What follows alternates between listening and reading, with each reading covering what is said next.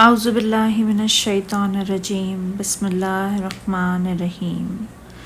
ان الذین آمنوا والذین هادوا والنصارى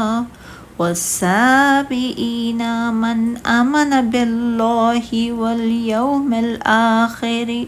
وعمل صالحا فلهم اجرهم عند ربهم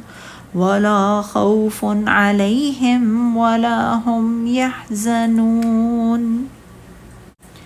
بے شک جو لوگ ایمان لائے اور جو یہودی، عیسائی اور سابی بے دین ہوئے، ان میں سے جو بھی اللہ پر اور یوم آخرت پر ایمان لایا اور نیک عمل کیے تو ان کا اجر ان کے رب کے پاس ہے،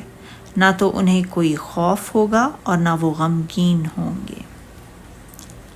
جنہوں نے اللہ تعالیٰ کے احکام کی مخالفت کی، ممنوع امور کا ارتکاب کیا، سرکشی کی روش اختیار کرتے ہوئے ایسے کام کیے جن کی اجازت نہ تھی،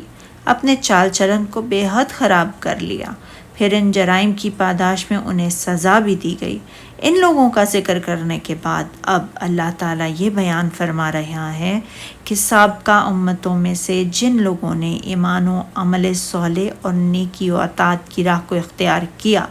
تو انہیں بہت اچھا صلہ ملے گا اور قیامت تک یہی اصول کار فرما رہے گا۔ اسی اصول کے مطابق جو شخص بھی رسول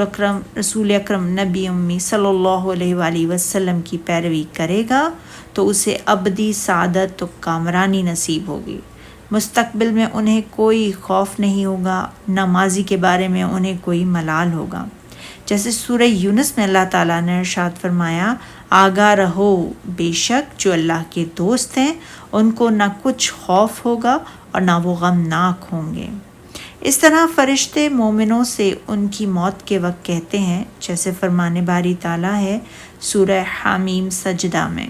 بے شک جن لوگوں نے کہا ہمارا پروردگار اللہ ہے، پھر وہ اس پر قائم رہے، ان پر فرشتے یہ کہتے ہوئے اترتے ہیں کہ نہ خوف کرو نہ غمناک ہو اور بہشت کی خوشی مناؤ جس کا تم وعدہ دیے گئے ہو۔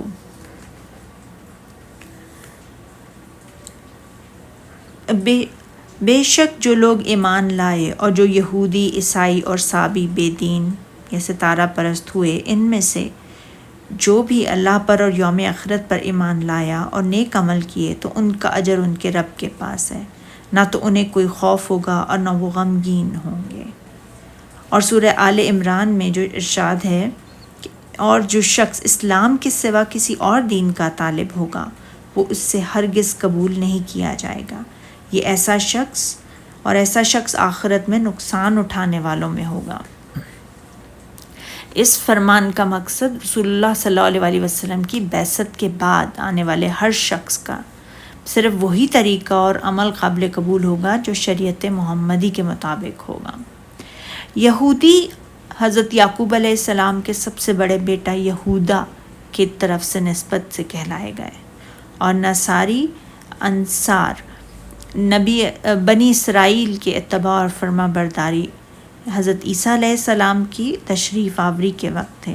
اور وہ نصارہ میں قائم تھے، اس لیے وہ نصرانی نصارہ کہلائے۔ اور اللہ تعالیٰ نے جب اپنے محبوب پیغمبر حضرت محمد صلی اللہ علیہ وسلم اور تمام انسانیت کے لیے رسول بنا کر مبعوث فرمایا تو عیسائیوں کے لیے بھی یہ واجب ہو گیا کہ وہ آپ کی تصدیق کریں، آپ کا حکم بجا لائیں اور آپ سے جس کام سے منع فرمائیں اس سے باز آ جائیں۔ آپ کی ذات گرامی پر ایمان لانے والے تو صحیح معنوں میں مومن ہیں، اور امت محمدیہ کو کثرت ایمان، شدت یقین اور سابقہ تمام انبیاء کرام اور آنے والے امور غیب پر ایمان لانے کی وجہ سے مومنین کے نام سے مسموم کرایا گیا۔ اس بات میں اختلاف ہے کہ سابئین کون لوگ تھے، سابئین کون لوگ ہیں۔ سابی ایک ایسی قوم تھی جو مجوسیوں، یہودیوں اور عیسائیوں کے بین تھی، اور ان کا کوئی خاص دین نہ تھا۔ ایک قول یہ ہے کہ یہ فرشتوں کی پوجا کرتے تھے، ایک قول کے مطابق یہ ستارہ پرست تھے۔ یہ لوگ یہودیوں، عیسائیوں، مجوسیوں اور مشرکوں میں سے کسی کے دین پر بھی نہ تھے، اور ان کا کوئی باضابطہ دین نہیں تھا، بلکہ یہ لوگ اپنی فطرت کے مطابق عمل کرتے تھے۔ یہی وجہ ہے کہ جو شخص مشرف باسلام ہو جاتا، مشرک اسے طعنہ دیتے کہ یہ صابی ہو گیا ہے، یعنی یہ روئے زمین کے تمام دینوں کا منکر ہو گیا ہے۔ صدق اللہ العظیم۔